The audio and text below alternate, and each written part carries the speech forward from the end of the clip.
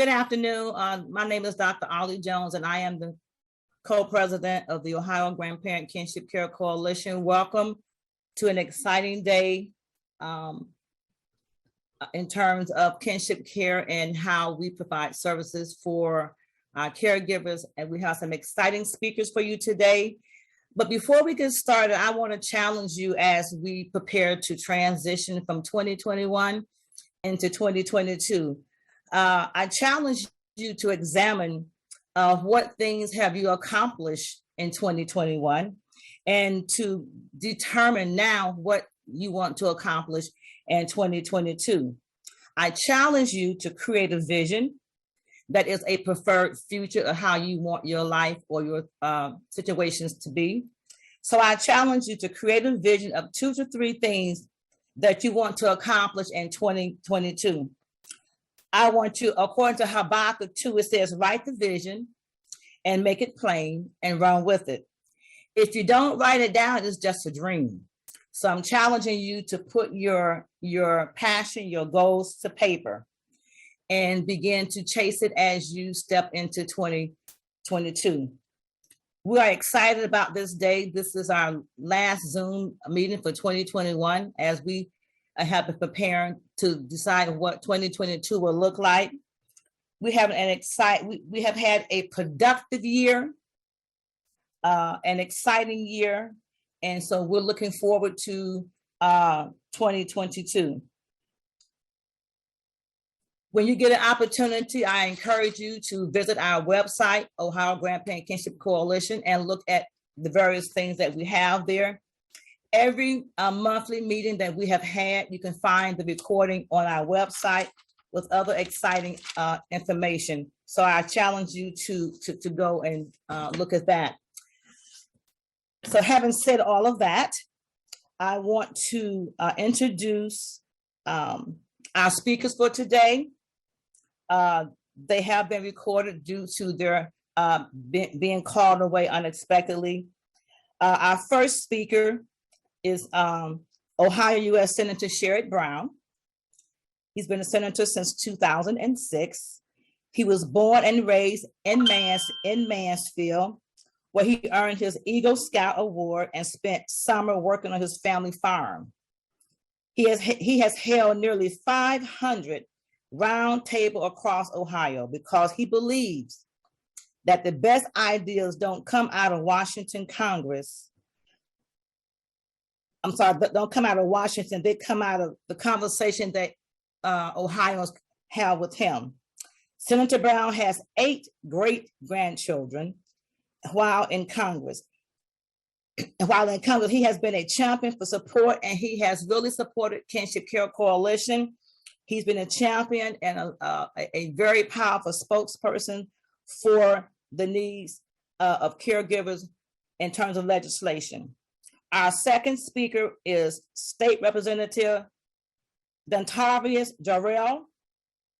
He is currently serving in his first term representing Ohio 25th House District, which includes portions of Columbus, Clinton Township, Milford Township. Growing up in high neighborhood in Cleveland, Jarrells saw firsthand impact of lack of rural investment in the community. And after a decade fighting for disadvantaged and marginalized communities in Central Ohio, he is committed to reframing the debate in the State House to focus on growing opportunities for Ohio and not just for Ohioans and not just for those who are at the top. Very young man, but has a very powerful vision. Our third speaker is Morgan Harper. Morgan Harper, a consumer protection attorney and a community organizer. And she is a 2022 Democratic candidate for the U.S. State Senate for Ohio. Born to a teenage mother, Ms. Harper lived in a foster home for 9 months before being adopted and raised in Columbus by a public school teacher. She received scholarships to attend Tufts, Princeton, and Stanford, where she has a BA and a master's degree and a doctor's degree. Ms. Harper is the co-founder of the Columbus Stand Up, which is a grassroots community organization that mobilizes volunteers across Central Ohio in response to the pandemic, going to door and delivering over 30,000 masks, driving voters to the polls in 2020 election, and transporting hundreds of people to get their COVID-19 vaccine. And so we have a wealth of information to share with you. And then we also want to acknowledge State Senator Ray Hottinger, who was called away and could not be here. And so he is supporter of kinship care as he represents the Ohio 31st Senate District. And so at this time, without prolonging the time, we are going to turn it over to our person who is going to put on the videos. Thank you so much. I'm Sherrod Brown. It's a privilege to serve you in the United States Senate. Thanks to Barbara Turpin for your incredible work over the years, Barbara. Thanks to all of you with the Ohio Grandparent and Kinship Care Coalition. As a grandparent of 8, I appreciate your work more than I ever have. For everything you do, thank you to advocate on behalf of kinship caregivers across our state. Thanks to the caregivers who are giving children a better life. We know how hard this pandemic has been, how it's made the challenges families were already facing even more difficult, from children to parents to grandchildren. We know how the addiction crisis has overloaded the foster care system. It's meant more and more grandparents and other relatives are raising children because parents can no longer care for them. Since the pandemic began, I've heard from kinship care advocates and educators and community leaders about the challenges you face. You shouldn't be forced. You're always forced, frankly, to fend for yourselves more than you should have to in a crisis. We now have an administration, finally, that understands that, and it's on your side. In March, we passed the American Rescue Plan. It included the child tax credit, the largest, something I've been working on since 2013. It's the largest tax cut for working families ever passed. 90% of Ohio families with children under 18 will get at least a $3,000 a year tax cut. It included funding for programs serving kinship caregivers and children and young people in foster care. We passed provisions from my Child Welfare Emergency Act, a bill I worked on with some of you to provide specific emergency aid to kinship caregivers all over Ohio. Everything we're doing with the American Rescue Plan and now the Build Back Better agenda is about making sure your hard work as caregivers pays off. It's about raising wages. It's about bringing down costs. Housing, childcare, healthcare, 3 of the biggest items in any family's budget. Build Back Better tackles the cost of all of them. I'll keep fighting to make sure this gets passed. On all of these issues, your voice matters. Keep speaking out. Whether you're raising children or whether you're working with families, you all advocate for these kids who have no other voice in government. Kids in foster care, kids whose parents struggle with addiction, or grandparents who can't work long hours and can't afford childcare. They don't have a super PAC in this town. They don't have high-priced lobbyists, but they have you, and that's what really matters. Thank you for that, and happy holidays to all of you. Hi, this is State Representative Dontavius, Jarrells. Really excited to be here to provide some remarks. While I can't be there in person, I just because of my lived experience, my story, I really wanted to make sure that I said something to Barbara Turpin and the entire Ohio Grandparent Kinship Coalition. Thank you for what you do. I remember you all being in my office where we were talking about creating a bill to address the inequities in funding related to our grandparents receiving support from the state. And out of that, we are now looking to push a law to create a task force that grandparents can sit on and their voices can be heard, much like my grandmother. I remember my mom working 2-3 jobs, and my grandmother was the one who stepped up to raise me and my older sister. And I think about that time, and I think about how she was able to just get money from whatever, right, under the couch cushion to make sure that we got everything we needed. And so I think about that in the work that I do as a legislator. And I want to make sure that we do everything we can to raise up families, particularly families who are being raised by their grandparents. And so I'm here for you. You can contact my office, anything you need. We are doing this together because together we're going to build a better Ohio for all of us. And so thank you so much. Thank you again to Barbara and the entire team for your countless work and advocacy. And I'm looking forward to getting that bill, not just across the finish line and passing the law, but I'm looking forward to making sure that we're building a better Ohio for our grandparents. Take care. Talk to you all soon. Good afternoon, everybody, all of our caregivers, all of our agencies and support people that are working with caregivers and helping caregivers get all that they need, all that's available to them.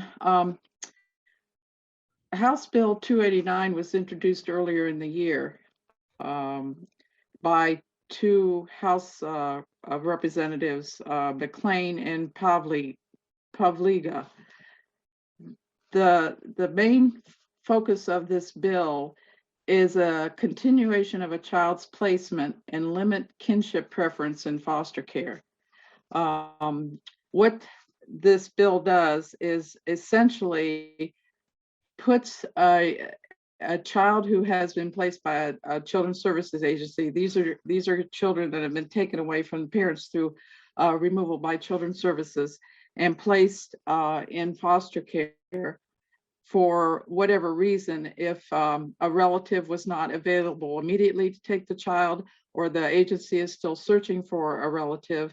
If the child does end up being placed in a foster home, then what this bill does is limits the priority for kinship preference for that child to be placed in a relative or a non-relative who has a close tie to the child with the court system.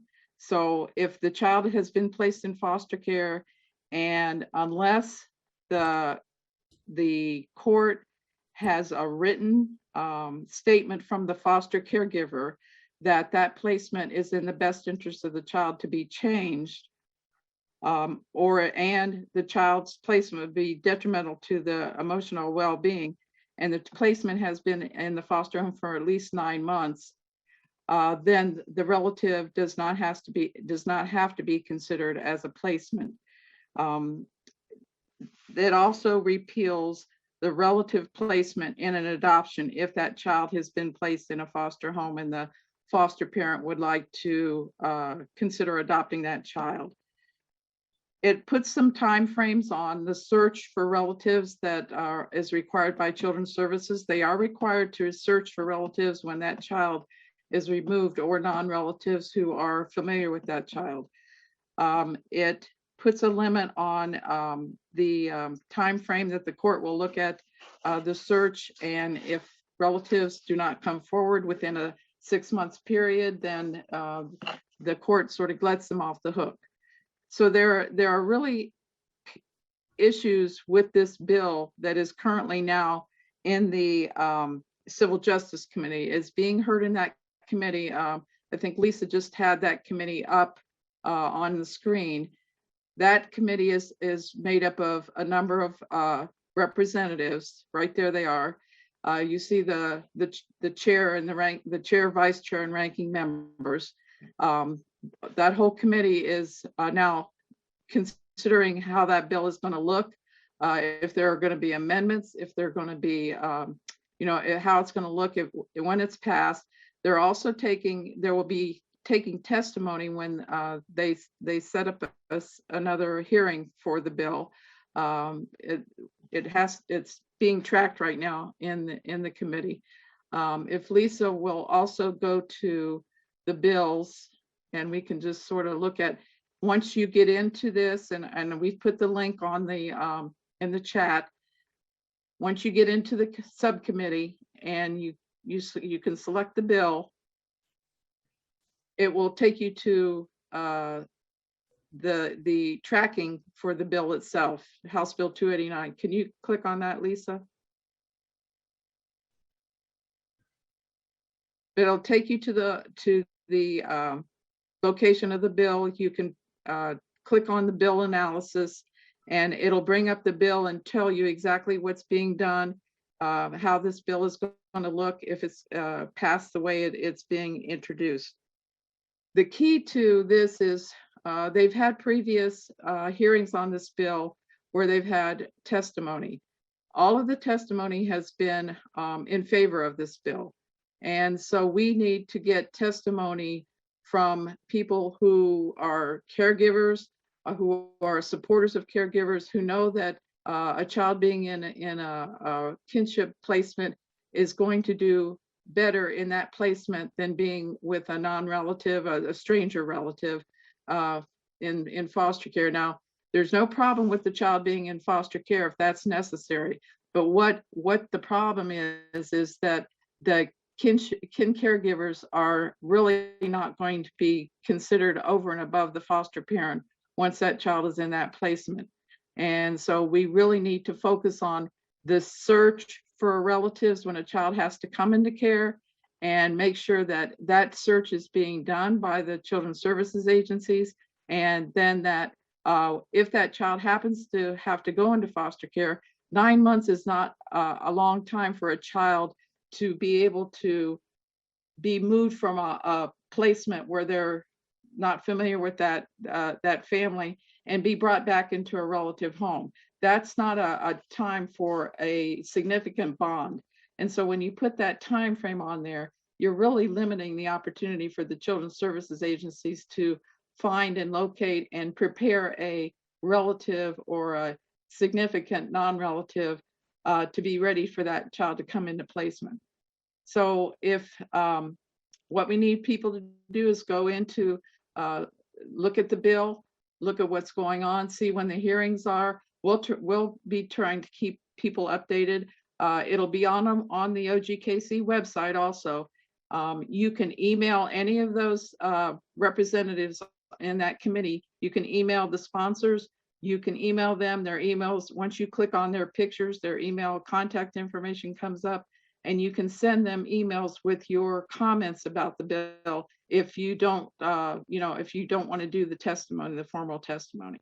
But we have to have our voices heard because there is no opponent testimony out there on the bill. It is all proponent and support of the bill. So if they don't get any opponents to come forward and say why it's not a good thing for the child to not be placed with the relative, if there are relatives available, then the bill will be passed and it'll be law. So this is something that's very important, and we need to really stay on top of it, and we'll try to keep people informed of what's going on. Any questions? Any questions? Okay.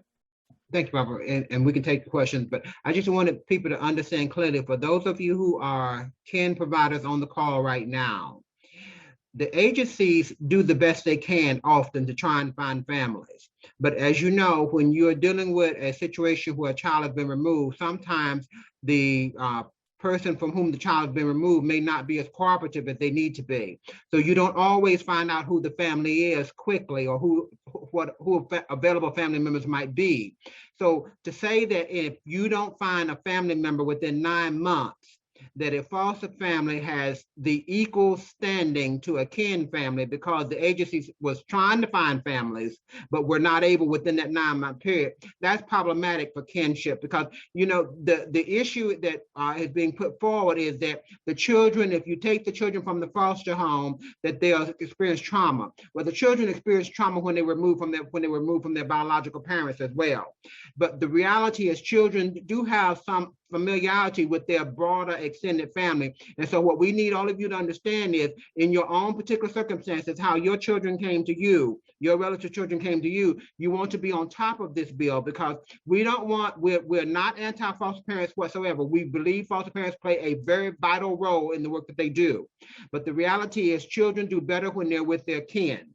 And so when we say that there are now going to be arbitrary time frames placed on when kin is found or not found, and then families will unrelated family is able to step forward and say, I don't think that the child should go to a relative because it took 9 months and 2 days to find the family. That's problematic. And so for each of you, what Barbara said it's going to be really important that you let your voices be heard. That's the only way things change, because right now the voices that are being heard are the voices who are saying the biological parents were bad. They did terrible things to the children. The children were taken. We're now the foster parents. We're taking wonderful care of the children, and they probably are. But that does not negate the fact that those children should be able to have a relationship or even be placed with their biological families, extended families, when that is appropriate. So we do need you all who are kinship caregivers to make sure your voice is being heard with your legislators. The legislators who are on the committee are important. So you look to those legislators on the committee and either call their office or write a note or send an email, but also let your own personal legislator know, because your personal legislator will be voting on the larger bill when it comes before the House floor. So that's going to be important as well. So Barbara, you can go back to questions if there are questions now. I just want to be clear. Yeah, thank you for the addition. Does anybody have any questions? There's also information on the website to how you can contact the legislators. So there on the homepage of the website, there's information about contacting legislators, your own, the legislators on the committee, the sponsors, and that's something that people should get familiar with, especially when bills come up that affect you personally or affect your community. So it's good to just get familiar with how to work in the legislative system and know how to make your voice heard, like Ron said. The other thing that I'd like for caregivers, the caregivers that are on the Zoom meeting today, if you could identify yourselves in the chat, and if you would put your if you feel comfortable putting your address in the chat, that's fine. Go ahead and do that. This is for the gift card giveaway. And so we're going to see how many caregivers are there, going to be getting gift cards. And then in order to get them, we have to have your mailing address. If you don't feel comfortable putting it in the chat, I'll put my email in the chat, and then you can send me your address through an email. Thank you. So what Barbara is asking is that each caregiver make sure that you identify yourselves, because as a commitment to the work that you have done on behalf of your families, the Ohio Grandparent Kinship Coalition is providing a gift card as just something to say thank you, and we recognize the hard work that you do and the fact that you have made sacrifices to take care of your grandchildren. And while we're waiting for Ms. Harper to come on, I did want to share that the Ohio Grandparent Kinship Coalition, in conjunction with a number of other state-led organizations such as the Ohio Family Care Association, Policy Matters Ohio, the BREAD Organization, Noble of Northeast Ohio, the Northeast Ohio Black Health Coalition, the Ohio Federation for Health and Social Justice, and the Voinovich School of Government are working to bring about some advocacy around some support for grandparents. One of the things that has come up is that we all know that there's a Glissom decision that's being appealed in Ohio, where grandparents who are caring for their relative children who were placed with them, and relatives who are caring for their relative children who were placed with them by the Children's Services Board, that they have not been getting the same amount as foster parents. And so there is a court case going on right now, and there is a hearing that's going to be coming up very soon, where national organizations have filed amicus briefs, and local statewide organizations have also filed some amicus briefs, which means amicus brief is nothing but saying that we are a friend of the court and we are providing this information to support this particular issue. And so a number of statewide organizations in Ohio have signed on and are submitting an amicus brief that is asking the federal court to rule in favor of the grandparents getting the amount of foster care maintenance amount that foster parents get when they have their relative children. Again, this is only for relative children who were placed in the relative's home by a children's services agency. We understand that there's still the broader families who are not known to the child welfare system, who are taking care of your relative children as well, and you need support. And to that end, this same group of advocacy organizations is really looking at some of the unspent money that is sitting in our state TANF fund to see if there is not some way to make a case with legislators for sharing some of those resources with those families to help families get more than what they're getting. I think right now, families are entitled to what's called the child only TANF payment. And what we're looking to do is try and see if there's a way to increase that amount that would come to families when they're caring for their relative children. We don't have any answers on it yet, but the organizations that I just mentioned are working very hard to try and get additional financial resources to families who are not in the CPS system. That is, those families who are typically not known as children's services, but are still taking care of their relative children.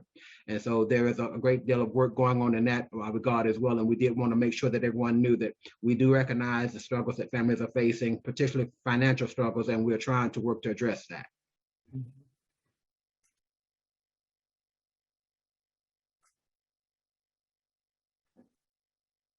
Are there any questions while we wait for our last speaker? I have a quick question. Yes, ma'am. Hi, so my name is Lisa, so I'm a grandparent. So I guess what happens, my grandparents' mother passed away, my daughter-in-law, so now I am receiving some SSA for them. So I have 3 children, but this month I lost the TANF because the kids are over income. And nobody's ever told me it's child only. So nobody has ever told me that they still wouldn't get that. And they said it was a mistake on their end, but that I might have to repay that $6,000 because they received it and shouldn't have. Now they stopped the food stamps right away over a year ago, the month of November also. And now this November they said, oh, no, you don't qualify for the TANF. That was after they told me that I was on OWF and didn't comply because I didn't turn over my income. So, and sanctioned me, then they unsanctioned me, and because it was child only, and then told me that I didn't qualify for child only. Not me, I'm sorry, that my grandchildren do not. Right. I don't think that's fair. Right. Ms. Gary Wilson, that's not something that we don't hear. We've heard that story before, and it does not sound fair. It doesn't seem fair.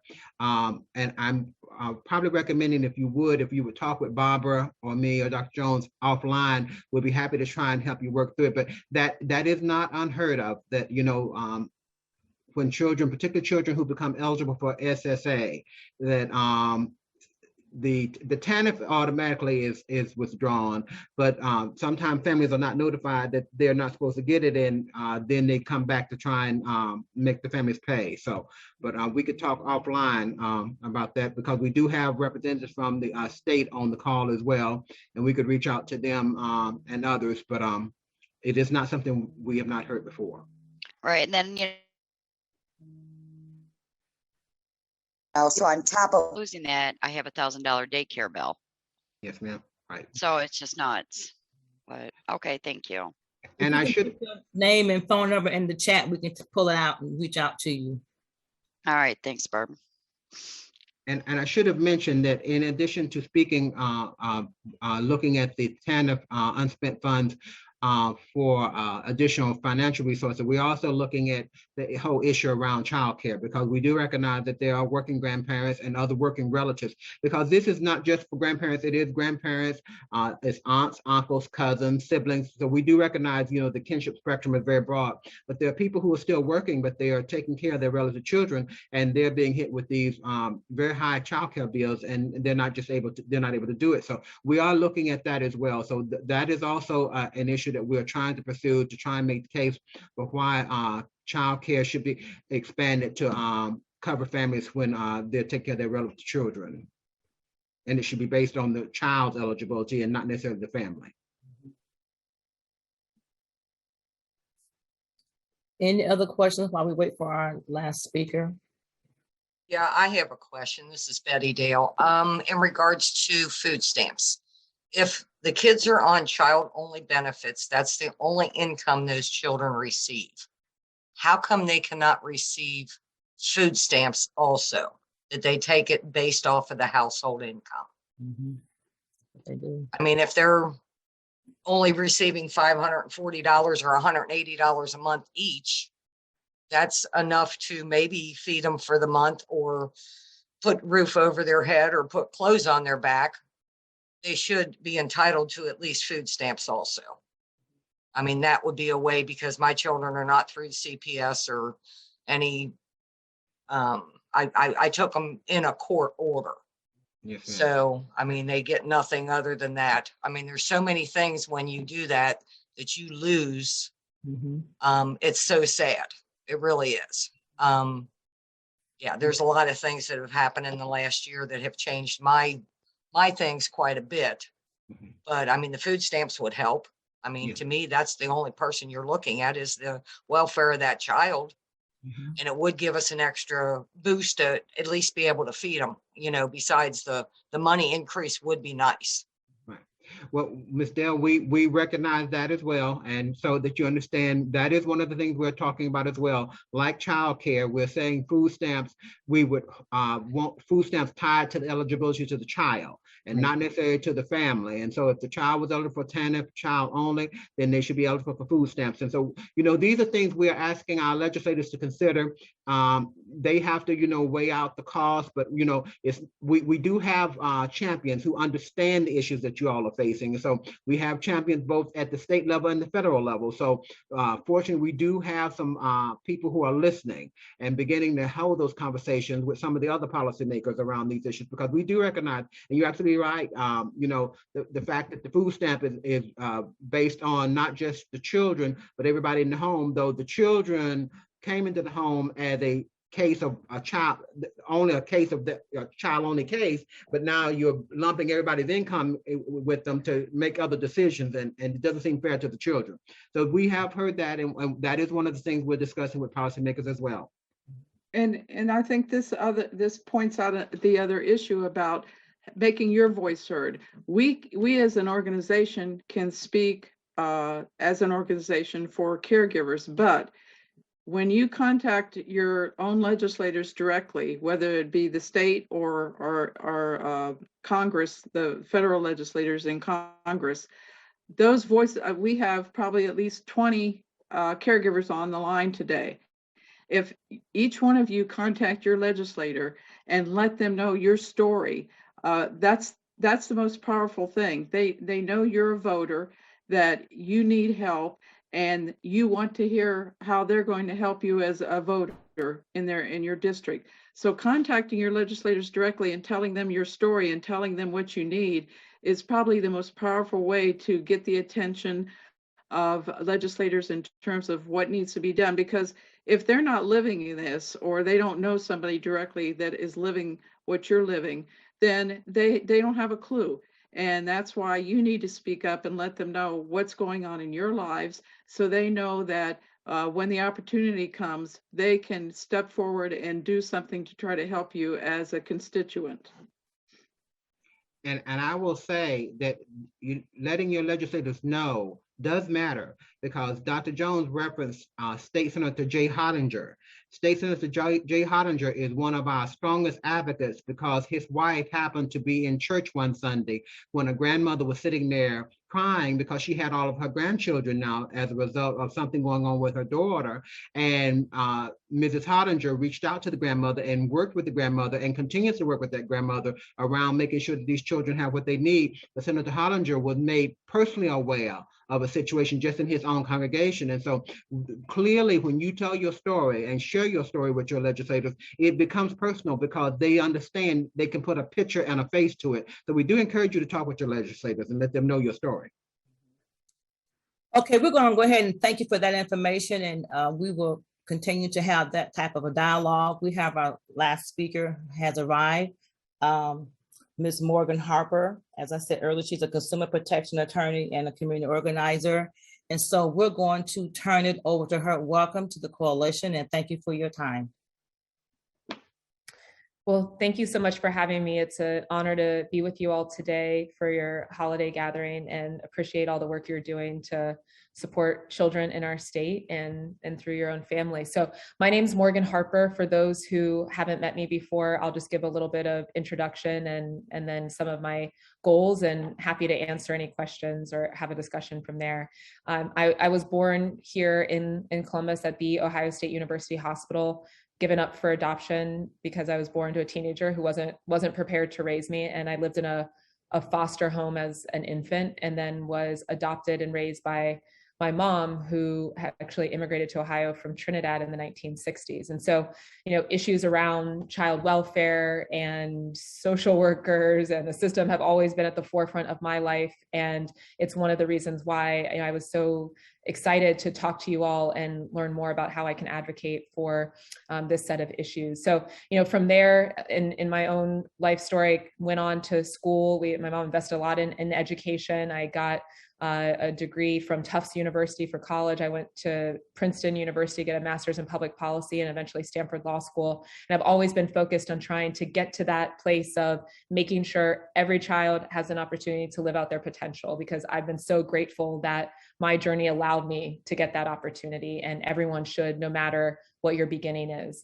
I worked in Washington at the Consumer Financial Protection Bureau during the Obama administration, and really doing what we could to protect working families, because I think we all can agree, a lot of the issues that we're seeing in our state have to do with economic stability and emotional well-being. And so we need to make sure that the federal government is doing what we can to protect one another. And the big reason why I'm running for this US Senate seat is because we have a lot of issues in our state that do require that leadership in Washington. And I think we're living in a period right now that is the end result of a 40-year period where we've seen a lot of deregulation and not as much support for social services. And that needs to change, because we can't continue to be a state that will be of the future where we don't see our death rates exceeding our birth rates unless we start to have stronger leadership at that level.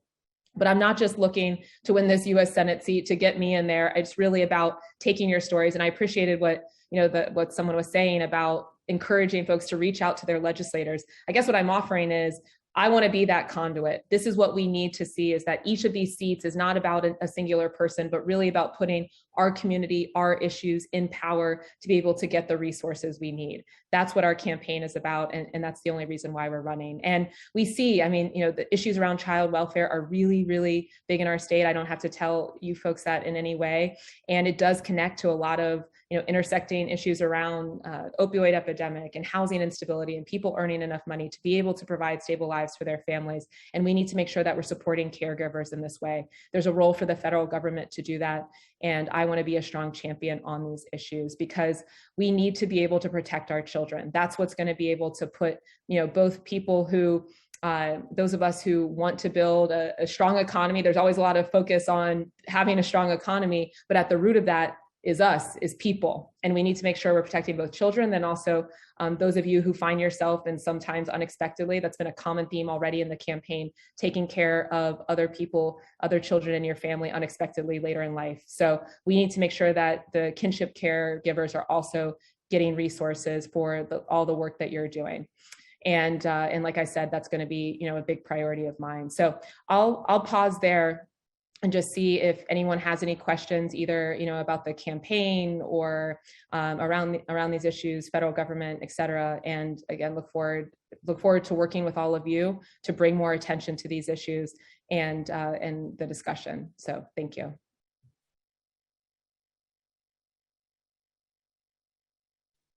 I want to thank you, Ms. Harper, for taking your time out to participate in our meeting today.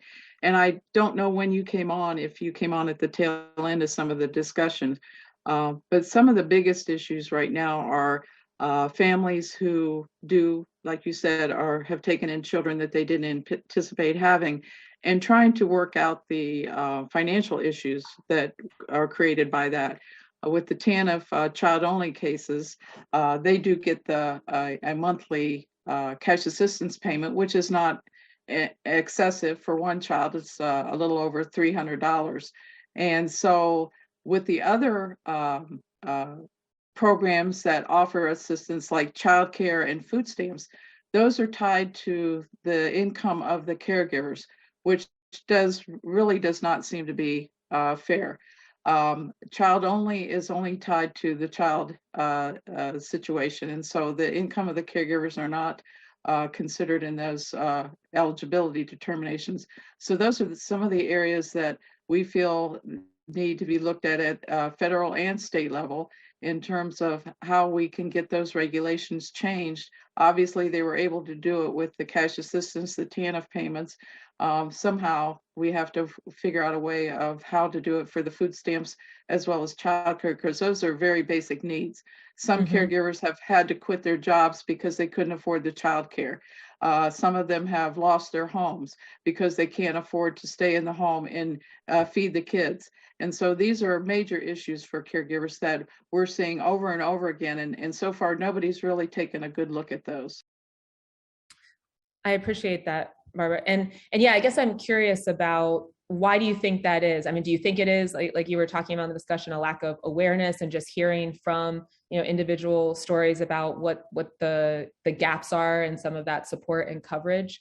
Or is there pushback on changing the designation from being tied to individual income versus child, focusing on the child as the basis for additional support? I don't know that we've really heard a reason that they've not focused on changing those eligibility. It could be that people aren't aware of how those eligibility criteria are barriers.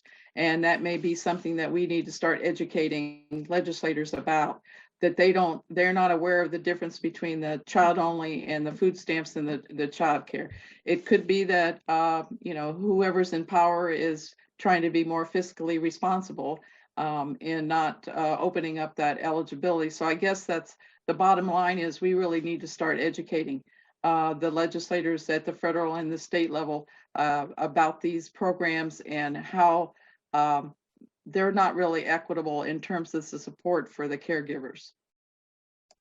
Got it. Well, I'll say, I mean, we've already done, I don't know if anyone on this call was part of it, but we did a forum, because one thing we're trying to do in the campaign is we don't need to wait to be elected to start bringing attention to these issues and educate the public and existing elected officials. And so we did a forum at the end of last month for National Adoption Month to focus on that, foster care, with some advocates in Ohio to start talking about, what the issues are. Because, and this came up, in the little bit I was joining before, a lot of people don't know. If you haven't had that personal experience, you have no idea what's going on with the child welfare system and what some of the shortcomings are and how much of a burden we're putting on some family members, which we know it's good to be in a kinship situation for the most part, but how are we supporting people who are trying to make sure we get the best outcomes for our kids? And so if anyone on the call would like to be part of one of those online forums that we do, share your story, I would love that, because like I said, we don't need to wait to get elected to be able to do that advocacy. And if our campaign can be a mechanism for educating a broader set of the public to prioritize this as one of the issues that they're taking into the ballot box, that they want to hear from, that we got results from in Washington, let's do that. Let's go, because we can do that right now. Great, that's good to know. Thank you. Are there any other questions? Comments? Thank you so much for coming and presenting. Appreciate your time. No, thank you. Thanks for all you're doing. And please feel free to reach out. I'll put my my email in the chat if anyone wants to reach out and have additional conversations. Thank you. Thank you so much. Okay, at this time, I'm going to turn it over to Ron, who's going to talk a little bit about Ms. Turpin and the commitment that she has provided over the years with the Ohio Grandparent Kinship Coalition and other areas that's related to it. Ms. Turpin is retiring at the end of this month as the secretary of the coalition. So that position will become vacant. And so if you are interested in exploring your becoming the secretary or have an interest, please reach out to me. I'll put my email in the chat and go from there. But I'm going to turn it over to Ron. I want to say that it has been a joy working with Barb. It's been so long. I don't know. It's been just years, and she has been a champion and a voice, and very committed to kinship care. I'm going to turn it over to Ron, and then I'll pick up after he get finished. Go ahead, Mr. Browder. Well, I'm not sure what I can add, Dr. Jones, that you've done all of that. But I will say that Barbara, as you all know, many of you caregivers who are on the call today, and many of you who are working in organizations have run across Barbara. She has been a champion of kinship issues for over 20 plus years. She has focused on the issues of grandparents and other relatives caring for their relative children, as well as just the child welfare system in general, trying to make it more responsive to the needs of families, and to be candid, to make it work for families the way that it was originally designed to do. And so, as Dr. Jones said, she is retiring at the end of this month. She started out as a social worker at the Riverview facility, which was a juvenile justice facility, and she spent 20 years there, and then went on to work at the Ohio Department of Job and Family Services, where she ran the foster care Title IV program, and then ran the kinship program, and then moved from Ohio Department of Job and Family Services to be the policy director for the Ohio Children's Defense Fund, and also served as the director of the Kids Count program. And after that, then she has, along the way, has always kept her commitment with the Ohio Grandparent Kinship Coalition. When it was founded in 1998, Barbara was sitting at the table, and she has made this one of her life's journeys. And I think while she says she's retiring, I'm still trying to talk with her and convince her that we can't really just lose you walking out the door. And so I'm thinking she is continuing to attend our meetings and participate in the coalition. She's just not going to be in a leadership role. And so for those of you who know her, thank yous and any little things you would like to say to her, we would hope that you would take this opportunity to do it in the chat. She did not know we were doing this. There is a plaque that's being made ready. We thought it would be here, but as you know, this supply chain thing is affecting all of us in all kind of crazy ways. But there is a plaque that's coming from the Ohio Grandparent Kinship Coalition that recognizes Barbara for all the work she's done. And the officers of the coalition voted among themselves to present her with a $200 gift card for her to do something nice for herself, because we just feel that she has been an exceptional champion on behalf of families. And so those of you who have her email, don't lose it. Be sure not to lose it, because Barbara is one of those few who has historical knowledge around the issues of kinship that will come in handy should you ever need somebody to be help you work through the system or work through what you're going through. And so with that said, Barbara, I know that you didn't know I was doing it. And Barbara, for those of you who know, Barbara and I are like brother and sister. We've known each other for 30 plus years. And it has been very difficult keeping this secret from her, because I know she's going to call me time we get off this call.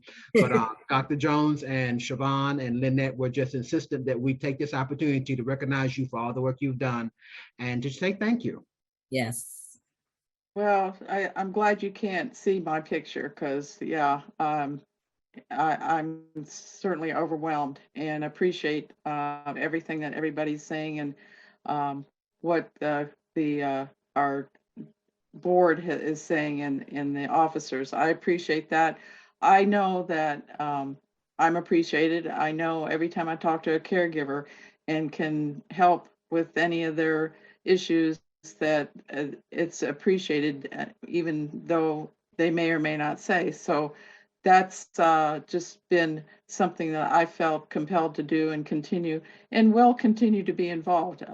I'm just stepping down from the secretary position, away from sort of required activity and required duties, to still be involved and still be available to help out caregivers. So you can keep my email and email me anytime, not a problem. But I appreciate all the support I've gotten over the years, all the good work that everybody has contributed to, and it's just not one person. It takes everybody to do what we've done, and so I appreciate it. And of all the relationships that I've developed over the years, I really treasure those, and will continue to treasure the relationships that I look forward to developing. So thank you very much, everybody, and happy holidays. And make sure that all the caregivers put your names in there, because that's going to mean that you're going to get at least a $25 gift certificate sent to you before the holidays. Well, Barb, hey, this is Patrick. Congratulations. I did not see that coming. We're going to miss you, but I know I got your email. I know where you're at. It just seems like yesterday you and I were in Washington, D.C., advocating for kinship caregivers. And that was probably 16, 17 years ago. And I've been there a handful of times since advocating for kinship caregivers. And I always think about when you and I were there and we had a couple of families. I can know that you've held multiple positions with the coalition over the years and have just always been there. So we'll miss you. Enjoy retirement. I will, Patrick, and yeah, I remember the marches on Washington, and someday maybe we'll get to do it again. It makes a difference, but I'll be around. I'm not going anywhere. So yeah, keep me on your email speed dial. Sorry, I have to embarrass Barb a little more.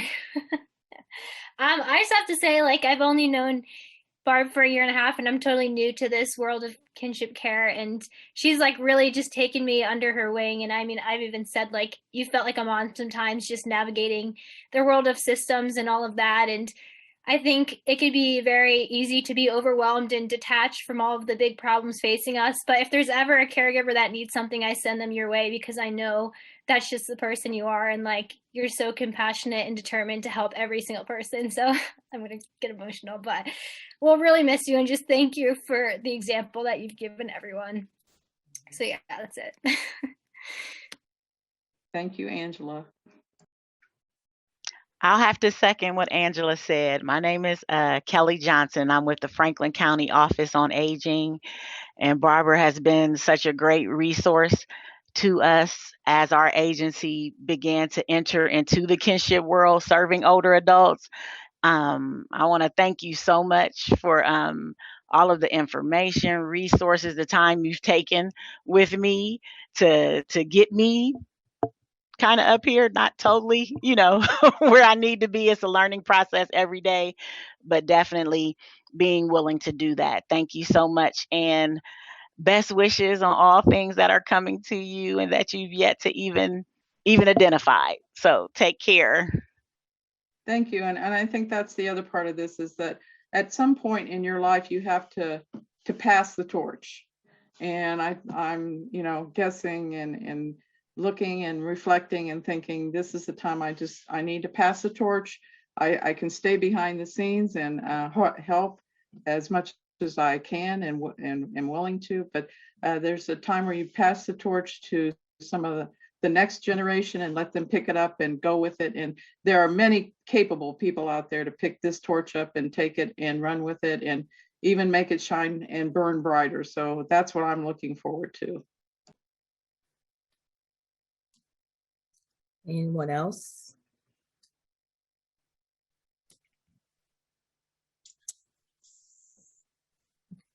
Well, thank you so much for those warm comments. And Barb has always been my go-to person. So even though she won't be the secretary, I still know her. I still know that I can reach out to her on an as-needed basis. So I appreciate you. We got a lot of history and going back and forth when meetings was in Columbus. So you are appreciated, and I just want you to know that. So enjoy your retirement. And for the caregivers, I just want to say, as we move into 2022 and continue to have our meetings, if there's any particular topic of interest that you may have, you can always shoot us an email and let us know, because we'll be looking at how we want 2022 to look as we move forward to continue our our monthly meetings or bi-monthly meetings to make sure that you have the information that you need to strengthen you as kinship care provider. It is also important to know that we all who hold positions have been or are kinship care providers. So we are talking from the experience. We have lived it. We have cried it. We have screamed it. We have been involved with the same systems that you have been involved with. We probably have been treated just as poorly as you have in some of those systems. So we understand what you are going through. And it is very important for you to know that your voice is important.